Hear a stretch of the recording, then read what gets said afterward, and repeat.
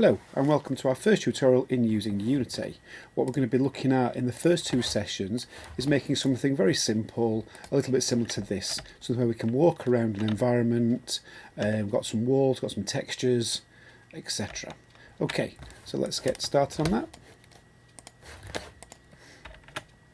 So this is going to be the first of our four lessons, just getting started. First lesson is setting the scene, how we can add objects, how we can add some textures, how we can add a playable character, so moving objects, using code, importing objects from, say, Blender. Third lesson will be how we can keep some form of score and a simple user interface. And our fourth lesson will be some countdowns and timers. So at the end of our four short lessons, we will have created a very simple kind of game. Okay. What you're going to need, you will need Unity, otherwise what's the point of this tutorial? You can get Unity from unity.com, it's quite simple, just go on to unity.com, get started and download it. If you're on a PC, it will also download Visual Studio, which is the code editor I'm going to use. But you can use Mono, you can use Notepad, brackets, it doesn't matter, it's just somewhere where you can type code in.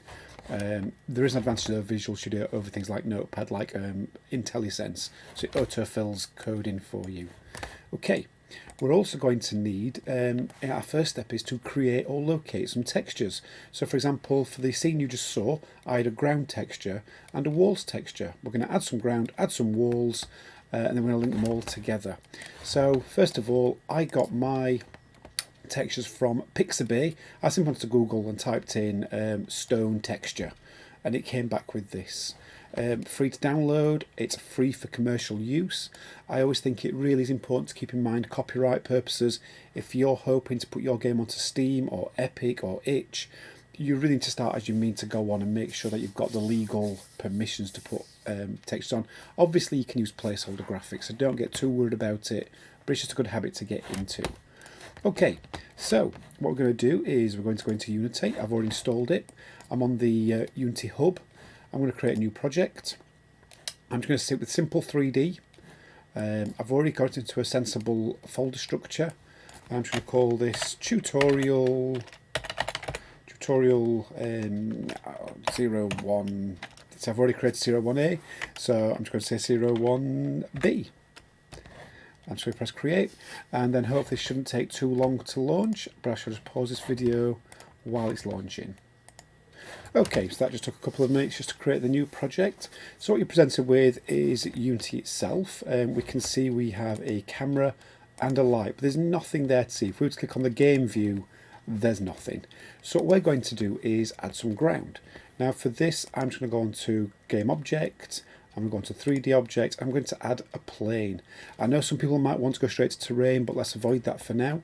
I'm just going to go on to plane.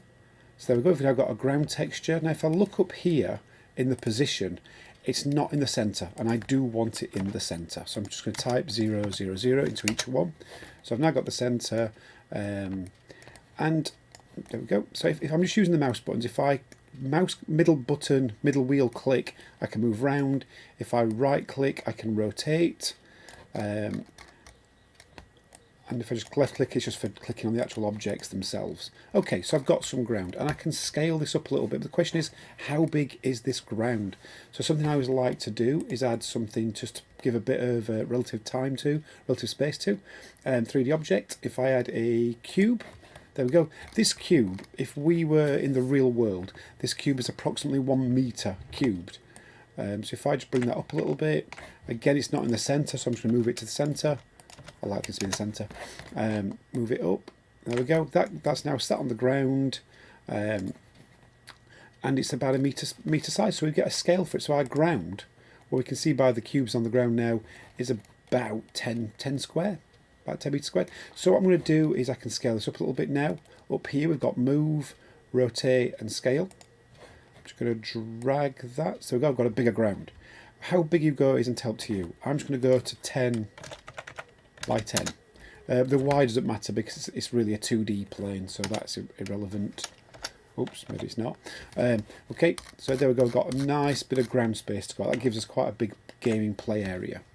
Now, It's kind of a boring colour. I want to put some text on it. Now, this is a great thing about Unity. It does make things like this very, very easy. I've already downloaded some textures, as you saw from that website. I've already got a chessboard, I've got some volcanic rock, and I've got a stone texture for walling. I'm just going to simply highlight these, and I'm going to just drag them onto this folder, into this window. So it's automatically imported them. Now you can do that, you can save them, you can do a save as straight into this folder, into the assets folder, and it will automatically appear. And if I just now drag volcanic rock on, there we go. Now that does not look great. It's far too big, so it's easy enough to fix though. I can click on this, come to this side, and it says shader. If I just click on shader, I can come down and it says tiling. I always miss this bit. Tiling's just there. Instead of going 1 by 1, which basically means stretch it one big, I'm going to say let's just try 10 by 10. There we go, that looks loads better.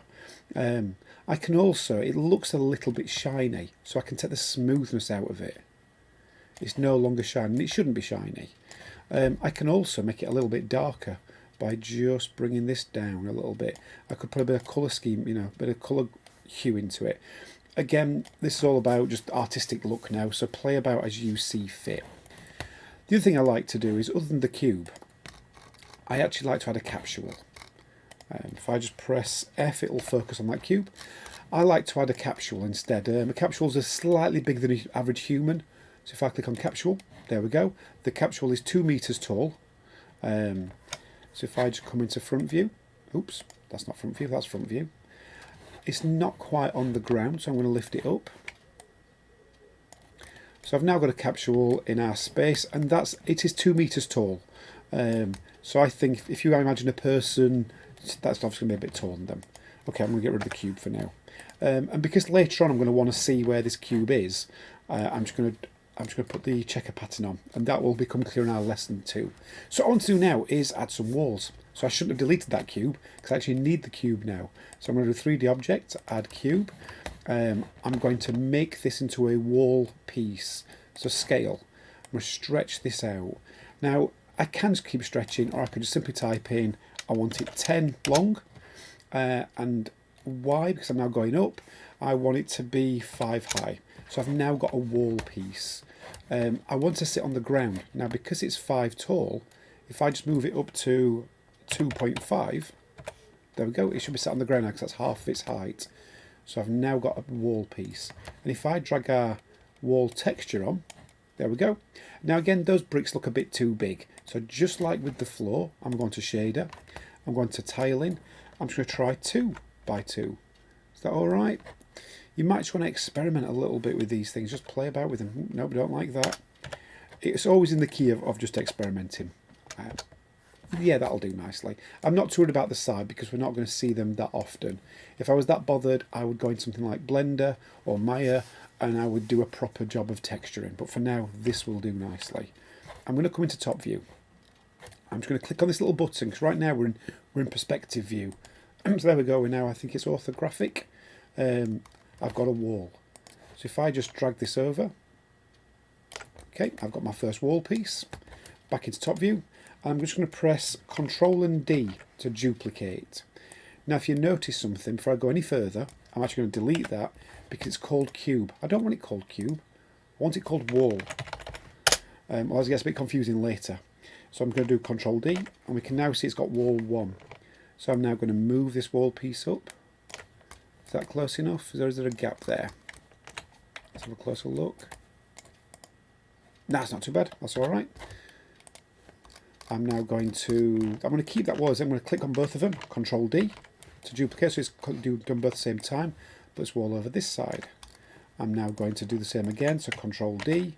This time I'm going to rotate them. Now if you can't quite get this right, we can just click up here and just type in 90 degrees and it should...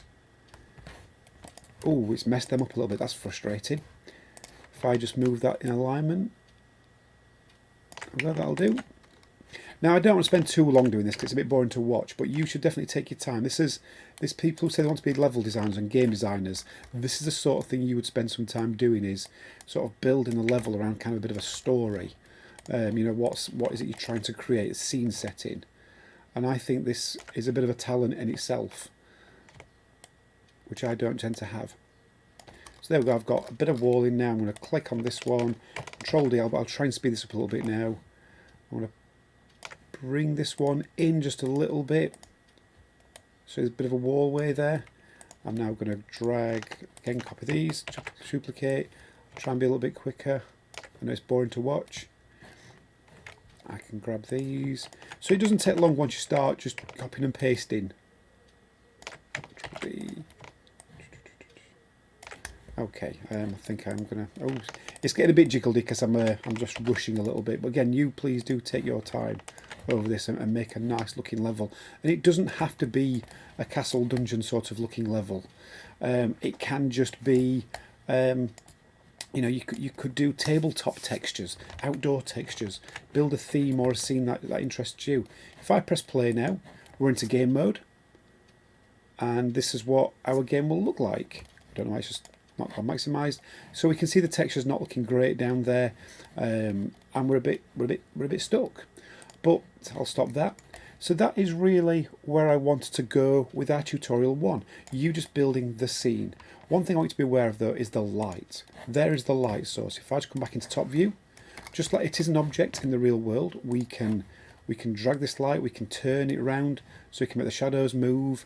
So if you wanted to, you could code this so it would slowly rotate through the day. If of course this was an outdoor dungeon, which wouldn't make any sense really. You can change the lighting of the colour. So we could, I don't know why that's suddenly disappeared again. Let's come back. No, it doesn't like doing that, does it? Okay, so I could change the colour of the light a little bit. Let's come back into Unity. I don't know why it keeps disappearing. But there we go, I've made it all kind of blue now, and we don't really want it to do that. So I am going to put that back to white. But again, it's just worth you having a little play with, experiment with these things. So this lesson, the first thing for you to do is now install Unity, add some simple objects, add some textures, and build a scene that makes you happy. And then in the next lesson, we'll look at making our Capsule be a playable character. I shall see you in the next lesson. Okay, just before I finish lesson 1, the most important thing of working with computers is something that I haven't done. You must always go File, Save. Make sure you are saving the scene. Now this is saved as sample scene. I'm just going to do a quick save as. And I'm going to put this into scenes. I'm just going to call this one sort of level 1. So there we go. This is now saved as our level 1 scene. It is really important that you press save, because if it crashes or you lose it or you shut it down by accident and you lose everything, you'll be upset with yourself. Any assets you've created would be still there. Any code you've written would still be there. But if you've done any work on the actual scene itself, it won't have saved.